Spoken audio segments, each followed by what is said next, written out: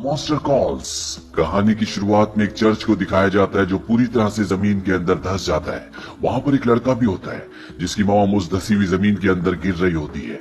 वो अपनी मॉम का हाथ खींचने की कोशिश कर रहा होता है और अगले पल इस बच्चे की नींद खुल जाती है। दरअसल ये एक सपना होता है। इस बच्चे का नाम कॉनर है जो 12 साल का है। कॉनर घड़ी में देखता है 12:07 हो रहे होते हैं। अगली सुबह कॉनर अपने स्कूल के लिए ब्रेकफास्ट बनाता है, कपड़े धोता और खुद ही तैयार होता है क्योंकि उसकी मॉम की तबीयत बहुत खराब है, उन्हें कैंसर है। उसकी मॉम की कीमोथेरेपी चल रही है, इसीलिए सारे काम खुद कॉनर को करने पड़ते हैं। अब कॉनर स्कूल जाता है जहाँ पर उसका क्लासमेट हैरी अपने दोस्तों के साथ मिलकर कॉनर को हर रोज परेशान करता है। कॉनर अब घर वापस आ जाता है। वो अपनी मॉम के साथ सोफे पर लेटकर फिल्म देखता है। कॉनर अपनी मॉम से बहुत प्यार करता है। इसके बाद कॉनर अपने कमरे में चले जाता है और जब रात को 12:07 बजते हैं तो कमरे में कुछ हलचल होती है। कॉनर अपने कमरे की विंडो खोलता है और वो देखता है कि सामने जो बड़ा सा पेड़ है जो चर्च के पास है, ये वही पेड़ होता है जो कॉनर को सपने में आता है।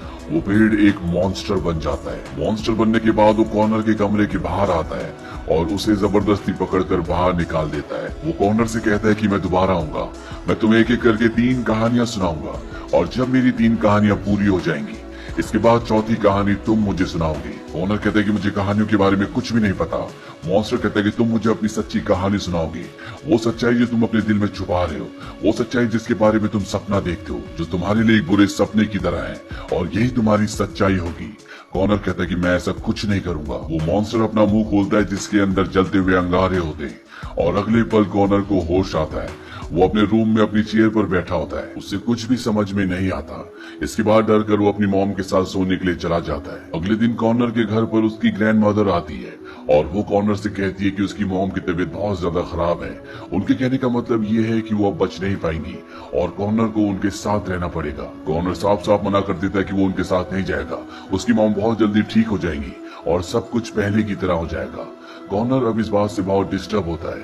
रात को जब वो सोता है तो एक बार फिर से उसे वही सपना आता है जिसमें चर्च जमीन के अंदर धंस चुका है। उसकी मॉम उस गड्ढे में गिर रही है और वो अपनी मॉम का हाथ पकड़कर उन्हें ऊपर खींचने की कोशिश कर रहा है। कॉनर की डर से नींद खुल जाती है और घड़ी में 12:07 हो रहे होते हैं। तभी यहाँ पर हवाएं चलना शुरू हो जाती है और जब कॉनर घर के बाहर जाता है तो वो देखता है कि वो मॉन्स्टर जो उसे एक रात पहले दिखा था वो उसके घर के बाहर खड़ा है। वो कॉनर को अपनी टहनियों में जकड़ लेता है और अपनी शक्ति से उसे एक कहानी दिखाता है। इस कहानी में एक राज्य को दिखाया जाता है जो बहुत ही खुशहाल होता है। राजा और रानी के 3 बेटे होते हैं और तीनों के तीनों बेटे दैत्यों से, ड्रैगन से और जादूगरों से लड़ते लड़ते मर जाते हैं। रानी इस सदमे को बर्दाश्त नहीं कर पाती, इसीलिए उसकी भी मृत्यु हो जाती है और अब राजा के पास बचता है सिर्फ उसका पोता जो उसकी गद्दी का हकदार है। जल्दी वो बड़ा हो जाता है और लोग उसे बहुत प्यार भी करते हैं। राजा एक दूसरी शादी कर लेता है और जिससे उसने शादी की होती है उसके बारे में अफवाह फैलनी शुरू हो जाती है कि वो एक विच है जो जहर देकर राजा को मारना चाहती है। कुछ सालों के बाद राजा की मृत्यु हो जाती है। राजा की मृत्यु के बाद उसकी पत्नी को रानी बनाया जाता है क्योंकि राजा का जो पोता होता है उसकी उम्र अभी इतनी नहीं होती कि उसे राजगद्दी पर बिठाया जा सके। राजकुमार को अपने राज्य में किसान की बेटी से प्यार हो जाता है जो बहुत सुंदर होती है, पर जो रानी है यानी राजकुमार की सौतेली ग्रैंडमदर वो खुद राजकुमार से शादी करना चाहती है क्योंकि उसकी उम्र इतनी ज्यादा नहीं होती। राजकुमार किसान की बेटी को लेकर भाग जाता है और एक पेड़ के नीचे सोता है। वो पेड़ में ही था। अगली सुबह जब राजकुमार उठता है तो वो देखता है कि किसान की बेटी को किसी ने मार दिया। राजकुमार इसका आरोप रानी पर लगाता है, इसीलिए गांव के सभी लोग मॉन्स्टर पेड़ के साथ यानी कि मेरे साथ रानी के महल की तरफ बढ़ते हैं और इसके बाद रानी को कभी किसी ने नहीं देखा। कॉनर कहता है कि उस रानी के साथ अच्छा हुआ, वो एक कातिल थी। मॉन्स्टर पेड़ कहता है कि मैं उसे अपने साथ ले गया था और मैंने उसे ऐसी जगह भेज दिया जहाँ पर उसे कोई भी नुकसान ना पहुंचा सके, वो अपनी नई जिंदगी शुरू कर सके। कॉनर कहता है कि तुमने एक मर्डर का साथ दिया। मॉन्स्टर ट्री कहता है कि मैंने तुम्हें कभी नहीं कहा कि किसान की बेटी को रानी ने मारा था। दरअसल वो राजकुमार था जिसने किसान की बेटी को मारा था। ये उसका एक प्लान था ताकि वो किसान की बेटी के मर्डर का इल्जाम रानी पर लगा सके और खुद राजा बन जाए। इसमें वो कामयाब भी हुआ। वो ये भी बताता है कि रानी कभी भी कोई विच नहीं थी और न ही उसने राजा को मारा था। राजा की मृत्यु बूढ़े होने के कारण हुई थी। कॉनर कहते हैं कि ये एक वाहियात कहानी है। मॉन्स्टर कहता है कि एक सच्ची कहानी है। वो उसे ये भी बताता है कि राजकुमार जब राजा बन गया तो उसने बहुत अच्छे से राज्य चलाया, हमेशा लोगों की भलाई की। कॉनर पूछता है कि इस कहानी में कौन अच्छा था और कौन बुरा था। मॉन्स्टर बताता है कि कभी भी कोई पूरी तरह से अच्छा नहीं होता, और ना ही कभी कोई पूरी तरह से बुरा होता है। लोग हमेशा अच्छाई और बुराई के बीच में फंसे रहते हैं। कॉनर कहता है कि तुम मुझे मेरी ग्रैंड मदर से कैसे बचा सकते हो। मॉन्स्टर कहता है कि वो तुम्हारी ग्रैंड मदर नहीं है जिससे तुम्हें बचाने की जरूरत है। अगले दिन कॉनर जब स्कूल से आता है तो उसकी ग्रैंड मदर कहती है कि तुम्हारी मॉम तुमसे मिलना चाहती है। कॉनर अपनी मॉम के पास जाता है जहाँ पर उसकी मॉम उसे बताती है कि उसे नई ट्रीटमेंट के लिए हॉस्पिटल में एडमिट करना होगा। जल्दी उसके डैड जो अब उनके साथ नहीं रहते वो अमेरिका से आकर उससे मिलेंगे। कॉनर को अपनी ग्रैंड मदर के यहाँ रहना पड़ता है। उसी दिन में उसके डैड उससे मिलने के लिए आते हैं। वो अपने डैड के साथ अम्यूजमेंट पार्क जाता है जहाँ पर वो अपने डैड के साथ बहुत एंजॉय करता है। वो अपने डैड से कहता है कि मैं आपके साथ अमेरिका शिफ्ट होना चाहता हूँ और उसके डैड कहते हैं कि मैं अभी तुम्हें अपने साथ नहीं ले जा सकता क्योंकि जहाँ मैं रहता हूँ वहाँ पर तुम्हारे रहने के लिए कोई भी सेपरेट रूम नहीं है। तुम्हारी लाइफ, जिंदगी, घर सब कुछ यहीं पर है। इसके बाद उसके डैड वापस उसे ग्रैंड मदर के घर पर छोड़ देते हैं। कॉनर अंदर जाता है। वहाँ पर एक बहुत बड़ी घड़ी होती है जो कि बहुत ही कीमती और बहुत पुरानी थी।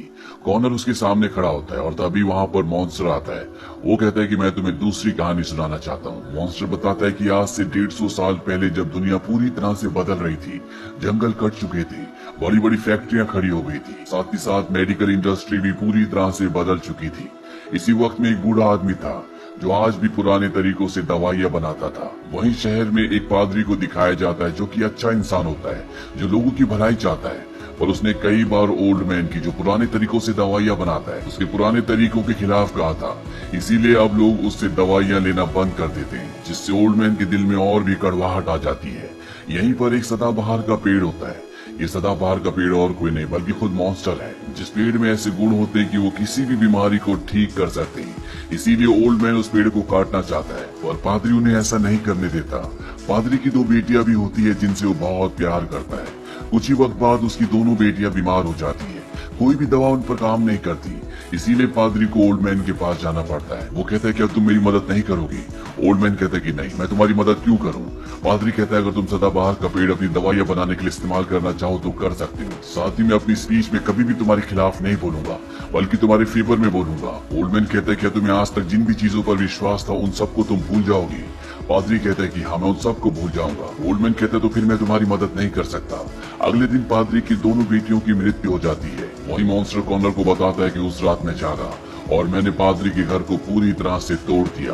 ये सुनकर कॉनर हैरान हो जाता है। वो कहता है कि दवा बनाने वाले उस बूढ़े आदमी को सजा मिलनी चाहिए थी।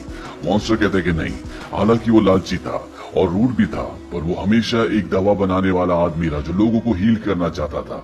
वही पादरी जिसके ऊपर लोगों को विश्वास था पर उसे अपनी खुद किसी बात पर विश्वास नहीं था। किसी भी बीमारी से ठीक होने में 50% विश्वास काम करता है। विश्वास एक तरह का क्योर है। विश्वास तुम्हारा आने वाला भविष्य है जो तुम्हारा इंतजार कर रहा है। इसलिए तुम्हें हमेशा सतर्क रहना चाहिए कि तुम किन चीजों पर और किन लोगों पर विश्वास कर रहे हो। इसके बाद ये दोनों पादरी के बचे हुए घर को तोड़ना शुरू करते हैं। वहीं कॉनर को दिखाया जाता है जो अपनी ग्रैंड मदर के घर पर है। उसने अपनी ग्रैंड मदर की प्रेशियस वॉच को और फर्नीचर को पूरी तरह से तोड़ दिया होता है। उसकी ग्रैंड मदर जब वहाँ पर आती है तो वे सब देखकर बहुत दुखी हो जाती है, पर वो कॉनर को कुछ भी नहीं कहती और दुखी होकर वहाँ से चली जाती है। अब कॉनर हॉस्पिटल में अपनी मॉम से मिलने के लिए जाता है, जहाँ पर उसकी मॉम की तबीयत पहले से भी ज्यादा खराब हो चुकी होती है। उसकी मॉम बताती है कि हमारे घर के पास जो सदाबहार का पेड़ है, मुझे जो मेडिकेशन दी जा रही है वो उसी पेड़ से बनाई जाती है। ये सुनकर कॉनर पूरी तरह से हैरान हो जाता है। वो रात को 12:07 पर घर के बाहर जाता है और मॉन्स्टर को बुलाता है। जब मॉन्स्टर वहाँ पर आता है तो कॉर्नर से बताता है कि तुम्हारे पेड़ से जो दवा बनती है उससे मेरी मॉम का इलाज हो रहा है। मॉन्स्टर कहता है कि अगर वो उस दवा से ठीक हो सकती है तो जल्दी ठीक हो जाएंगी। साथ ही वो कॉर्नर को ये भी कहता है कि मैं जल्दी तुम्हें तीसरी कहानी सुनाने आऊंगा और इसके बाद तुम्हें मुझे अपनी कहानी सुनानी होगी। इसके बाद वो चला जाता है। अगले दिन कॉर्नर जब स्कूल में होता है तो उसके पास हैरी आता है। हैरी वही लड़का है जो उसे हर रोज परेशान करता है। हैरी के अलावा कोई भी कॉर्नर से बात नहीं करता, ना ही उसकी तरफ देखता है। हैरी कॉर्नर से कहता है कि मैं समझ चुका हूँ, तुम हमेशा से चाहते थे कि मैं तुम्हें परेशान करूं क्योंकि तुम्हारा कोई भी दोस्त नहीं है। ये एक तरह की सेटिस्फेक्शन थी और अब मैं तुम्हें परेशान नहीं करूंगा क्योंकि तुम मेरे लिए अब इनविजिबल हो। ये कहकर वो वहाँ से जाने लगता है। तभी घड़ी में 12:07 हो जाते हैं और कॉर्नर के पीछे वही मॉन्स्टर आता है। मॉन्स्टर कहता है कि आज मैं तुम्हें तीसरी कहानी सुनाऊंगा। एक बार एक इनविजिबल मैन था जो ना दिखने की वजह से पूरी तरह से परेशान हो गया था। वो असली में इनविजिबल नहीं था, पर लोगों को उसकी तरफ ना देखने की आदत हो गई थी। एक दिन परेशान होकर उसने सोचा कि अगर उसे कोई नहीं देखता तो क्या वो सच में एग्जिस्ट करता है। कॉनर पूछता है कि इनविजिबल मैन ने क्या किया। मॉन्स्टर कहता है कि उसने अपने अंदर के मॉन्स्टर को जगाया, और इसके बाद कॉनर हैरी के पीछे भागता है, उसे बहुत बुरी तरह से मारता है। कॉनर को प्रिंसिपल बुलाती है। वो कहती है कि तुमने उसे इतनी बुरी तरह से मारा कि वो हॉस्पिटलाइज्ड है। और कॉनर को स्कूल से नहीं निकाला जाता क्योंकि सबको उसके हालातों का पता होता है। कॉनर जब क्लास में बैठा होता है तो बच्चे उसे पीछे मुड़कर देख रहे होते हैं। आज से पहले कभी भी कॉनर की तरफ कोई भी नहीं देखता था। इसके बाद कॉनर को उसकी ग्रैंड मदर हॉस्पिटल ले जाती है क्योंकि उसकी मॉम की तबीयत बहुत ज्यादा खराब है। कॉनर की मॉम उसे बताती है कि उनका जो ट्रीटमेंट था वो पूरी तरह से फेल हो चुका है और अब वो बहुत ज्यादा दिनों तक जिंदा नहीं रहेंगी। कॉनर पूछता है कि वो ट्रीटमेंट जो सदाबहार की दवाइयों से चल रहा था। उसकी मॉम कहती कि हाँ। कॉनर कहता है ये कैसे हो सकता है, क्योंकि उसे लग रहा था कि मॉन्स्टर जो खुद सदाबहार के पेड़ से मॉन्स्टर बनता है वो उसकी मॉम की मदद करेगा। उसकी मॉम कहती कि काश मेरी जिंदगी 100 सालों की होती तो वो 100 के 100 साल में तुम्हें दे देती। कॉनर इस बात से बहुत दुखी होता है और वो भागता हुआ सदाबहार के पेड़ के पास जाता है। वो उस पेड़ को कहता है कि तुम्हें जागना होगा, तुमने मुझसे झूठ बोला। और अगले पल वो पेड़ एक बार फिर से मॉन्स्टर बन जाता है। मॉन्स्टर गुस्से में पूछता है कि तुमने मुझे क्यों जगाया। कॉनर कहता है कि तुम्हें मेरी मॉम को ठीक करना होगा, उनका इलाज करना होगा। मॉन्स्टर कहता है कि मैं तुम्हारी मॉम को ठीक करने के लिए नहीं आया, यहाँ मैं तुम्हें ठीक करने के लिए आया हूँ। कॉनर रोते हुए कहता है कि मैं तुम्हें कितनी बार कह चुका हूँ, इलाज की जरूरत मुझे नहीं बल्कि मेरी मॉम को है। ये कहने के बाद कॉनर पूरी तरह से टूट जाता है। वो घुटनों के बल बैठकर रोना शुरू कर देता है। मॉन्स्टर कहता है कि चौथी कहानी का वक्त आ चुका है, जो तुम्हारे उस सपने से जुड़ी हुई है जो हमेशा तुम्हें आता है। वो कहानी तुम मुझे सुनाओगे। कॉनर कहता है कि नहीं, मैं अपनी मॉम के पास जाना चाहता हूँ। मॉन्स्टर कहता है कि तुम्हारी मॉम यही है। कॉनर देखता है कि उसकी मॉम चर्च के पास खड़ी होती है और तभी चर्च पूरा का पूरा जमीन के अंदर धंस जाता है। वो भागकर अपनी मॉम का हाथ पकड़ लेता है और वो चाहकर भी अपनी मॉम को ऊपर नहीं उठा पाता। उसकी मॉम नीचे खाई में गिर जाती है। ये वही सपना होता है जो हर रोज कॉनर को सताता है। मॉन्स्टर कॉनर से कहता है कि चौथी कहानी का वक्त आ गया जो तुम मुझे सुनाओगी। कॉनर उसे अपनी कहानी सुनाने से मना कर देता है। मॉन्स्टर कहता है कि तुम्हें सच बोलना पड़ेगा। मॉन्स्टर की प्रेशराइज करने पर कॉनर कहता है कि मैं खुद ये चाहता था कि सब कुछ जल्दी खत्म हो जाए, इसीलिए जब भी उसे सपना आता था वो कभी भी अपनी मॉम को नहीं बचा पाता था। वो कहता है कि मैं समझ गया था कि मेरी मॉम ठीक नहीं हो सकती, इसीलिए मैं चाहता था कि उन्हें मुक्ति मिल जाए। अगर मैं चाहता तो उनका हाथ और भी देर के लिए पकड़ सकता था। मॉन्स्टर कहता है कि तुम अपने पेन से मुक्ति चाहते थे, इसीलिए तुम ऐसा सोचते थे। अधिकतर ह्यूमन बीइंग ऐसे ही सोचते हैं। कॉनर कहता है कि सच नहीं है। मॉन्स्टर कहता है कि सच है और सच नहीं भी। कॉनर कहता है कि दोनों बातें एक साथ कैसे हो सकती हैं। तब वो उसे अपनी पहली कहानी याद दिलाता है, जहाँ पर राजकुमार उस लड़की को जिससे वो प्यार करता था उसे मारने के बाद भी एक अच्छा राजा, एक अच्छा इंसान था, उसके लोग उसे प्यार करते थे। वहीं दूसरी कहानी में वो बूढ़ा आदमी जो दवाइयां बनाता था, उसकी सोच बुरी थी लेकिन फिर भी वो लोगों का इलाज करके भलाई का काम करता था। तीसरी कहानी में वो इनविजिबल मैन, सबके दिखने के बाद भी वो पूरी तरह से गायब, यानी कि पूरी तरह से अकेला था। इंसान बहुत ही कॉम्प्लिकेटेड है। वो अपने आप को आराम देने के लिए, खुशी देने के लिए झूठ बोलता है क्योंकि वो जानता है कि सच एक्सेप्ट करने से, सच बोलने से उसे तकलीफ होगी। लेकिन फर्क इससे नहीं पड़ता कि तुम क्या सोचते हो, फर्क इससे पड़ता है कि तुम क्या करते हो। हर इंसान झूठ और सच के बीच में फंसा हुआ है, जहाँ पर उसे फैसला करना है कि उसे सच का सामना करना है या झूठ का। कॉनर पूछता है कि मुझे क्या करना चाहिए। मॉन्स्टर कहता है कि जो तुमने अभी किया, हमेशा सच बोलना। कॉनर कहता है बस इतना ही। मॉन्स्टर कहता है कि इतना आसान नहीं है, लोग सच बोलने से अच्छा मरना पसंद करेंगे। कॉनर बहुत थक जाता है, इसीलिए वहीं पर सो जाता है। कुछ देर बाद वहाँ पर उसकी ग्रैंड मदर आती है, उसे अपने साथ हॉस्पिटल ले जाती है, जहाँ पर उसकी मॉम अपनी जिंदगी की आखिरी सांसें ले रही है। कॉनर अपनी मॉम के गले लगकर बहुत रोता है। इसके बाद उसकी मॉम की मृत्यु हो जाती है। यहाँ पर मॉन्स्टर भी होता है और इस तरह से कॉनर की वो कहानी जो उसे मॉन्स्टर को सुनानी थी वो खत्म हो जाती है। अब कॉनर अपनी ग्रैंड मदर के साथ रहने आ चुका है, जहाँ पर उसका सेपरेट कमरा है। हालांकि कॉनर की ग्रैंड मदर की और उसकी सोच अलग है, और इनके बीच में एक चीज कॉमन है और वो है कॉनर की मॉम।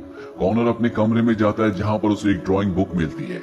उस ड्राइंग बुक में उसकी मॉम ने बहुत सारे स्केचेस बनाए होते हैं और ये सभी स्केचेस वो स्केचेस होते हैं जो मॉन्स्टर की स्टोरी में थे। साथ ही आखिरी में मॉन्स्टर भी होता है, जिसके कंधे पर एक लड़की बैठी होती है और ये लड़की और कोई नहीं बल्कि कॉनर की मॉम है। ये बात हमें ये दर्शाती है कि जितनी भी कहानियां थी, कभी न कभी कॉनर की मॉम ने उसे सुनाई होंगी, जो उसकी इमेजिनेशन में बैठ गई।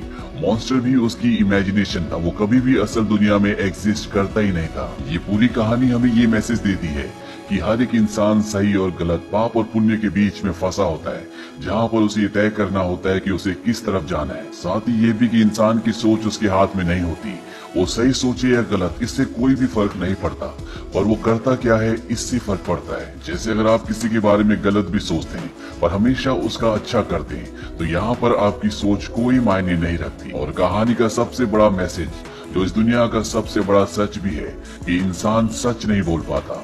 इंसान हमेशा झूठ बोलता है जिससे उसे तसल्ली मिलती है। इसीलिए मॉन्स्टर कॉर्नर को कहता है कि इंसान सच बोलने से अच्छा मरना पसंद करेगा, क्योंकि हर एक इंसान की जिंदगी में डार्क सीक्रेट्स होती, जो शायद इंसान खुद भी अपने आप को शीशे के सामने खड़े होकर ना बता पाए।